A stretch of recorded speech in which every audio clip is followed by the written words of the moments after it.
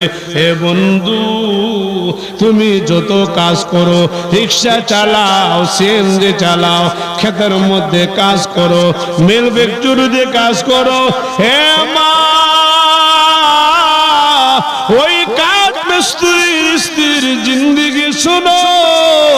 ওই কাঠ মিস্ত্রির, ওই কামার লোহা লঙ্করের মিস্ত্রির স্ত্রী ডাক দিয়ে বলে, আল্লাহর ওলি, আমি যখন রান্না বসাই, যখন নাকি মসজিদ থেকে আজানের ধ্বনি আসে, আমি আর জাল দেই না, রান্না করি না, এক সেকেন্ড দেরি করি না, সাথে সাথে উযু করিয়া নামাজে দাঁড়িয়ে যায়।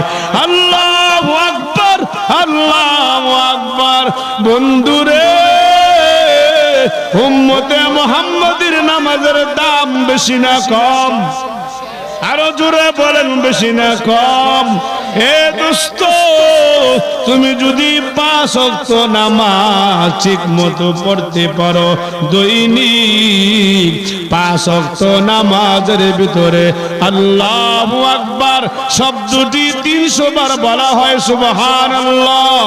কিয়ামতের ময়দানে নয়, কবরের জগতে ফেরেশতারা যখন তোমাকে প্রশ্ন করবে, মার রব্বুকা, আল্লাহু আকবার বলেন, রে বন্ধু, আমার আল্লাহ কুদরতি কণ্ঠ থেকে আওয়াজ দিয়ে দিবে, ও আমার ফেরেশতারা, তুমি কাকে বলতেছো, তার রব কি?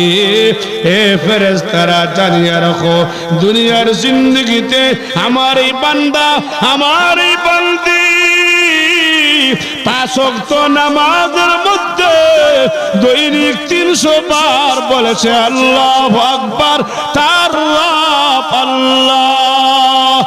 বান্দারে, তার ভিতরে আমি নূর পয়দা করে দিয়েছি। হে ফেরেশতারা, আর কোনো প্রশ্ন করবা না, বিনা হিসাবে জান্নাতের ফয়সালা করে দাও। আল্লাহু আকবার, আল্লাহু আকবার। 5 ওয়াক্ত নামাজ যদি আপনি ঠিক মতো পড়তে পারেন, মার রব্বুকা বলার সাথে সাথে আল্লাহ বলবেন, কাকে প্রশ্ন করছো?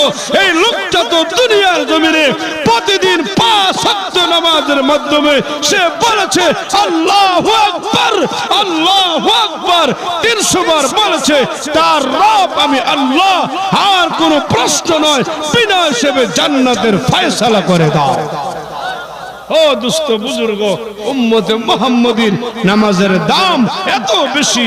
আল্লাহু আকবার বলেন। জিবরাইল ফেরেশতা